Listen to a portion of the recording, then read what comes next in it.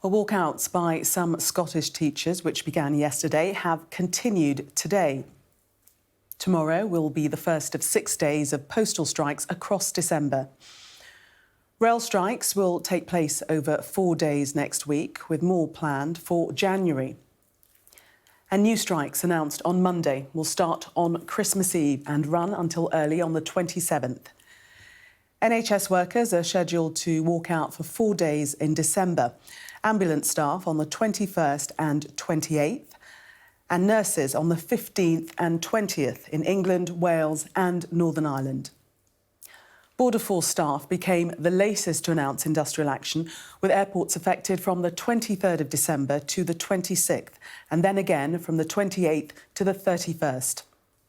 And driving test examiners, security staff at Eurostar and some civil servants will also go on strike this month.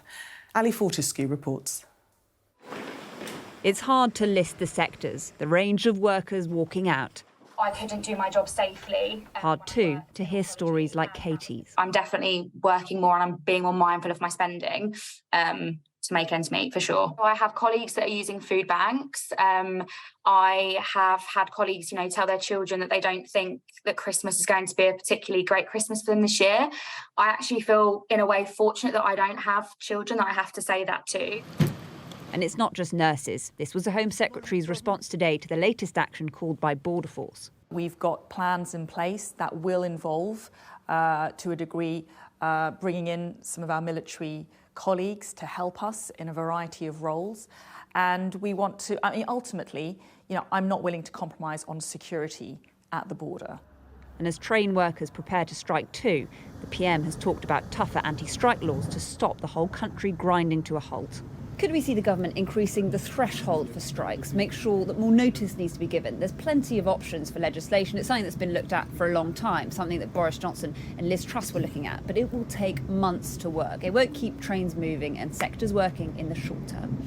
And any constructive tone between the government and the unions last week turned to confrontation this week. Do you accept that for a lot of people, you've become the face of winter disruption, misery for a lot of people over Christmas? Well, our message is we're really sorry for the disruption. We don't want that to happen. We don't want our members out on strike at Christmas time. We've got a bit of sabotage going on, and that's not good enough. We want Mark Harper and the government to be a facilitator for a settlement rather than an obstacle to it, and that's got to change. And what of Labour?